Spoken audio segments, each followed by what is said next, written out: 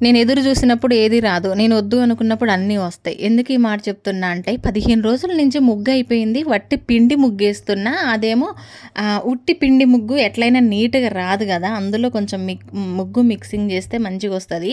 ఇక ముగ్గోడు కోసం 15 రోజుల నుంచి వెయిటింగ్ చేస్తున్నా. వట్టెప్పుడేమో ఇంక నేను వెయిటింగ్ చేయనప్పుడు, నేను ఎదురు చూడనప్పుడు ప్రతిరోజు రోడ్డు మీద అస్తమానం అదే ఉంటుండే. ముగ్గమ్మ ముగ్గు, ముగ్గమ్మ ముగ్గు అని. ఇదేంటో మరి నేను ఎదురు చూస్తున్న కానించి అసలు ముగ్గోడే రావట్ల. ఈరోజు పక్క గల్లీలో ఇనబడిందనమాట. ఎలాగైనా ఈరోజు ముగ్గు తీసుకోవాలని చెప్పేసి ఇంక ఎదురు చూసి ఇంక నేను పూజ చేసుకుంటున్నా. కరెక్ట్‌గా గోవిందనామాలు చదువుకునే టైంకి ముగ్గమ్మ ముగ్గు అన్నాడు ఇంటి ముందుకొచ్చి. సరే ఇంక నేనైతే పూజ మించి లేవను. ఎలాగైనా మళ్ళీ నేను ఈరోజు ఎలాగైనా తీసుకోవాలి అనుకుంటే అతనే వస్తాడనుకున్నా. కరెక్ట్‌గా నా పూజ అయిపోయినాక మళ్ళీ వచ్చిండనమాట. ఇంక ఈరోజు ముగ్గైతే తీసుకున్నా. ఇంట్లో ఉన్న బాటిల్స్, పాత సామాన్లు అన్నీ ఏసి ముగ్గైతే తీసుకున్నాననమాట. భూమి మీద పనికిరానిదంటూ ఏదీ లేదు. ప్రతిదీ పనికొస్తది.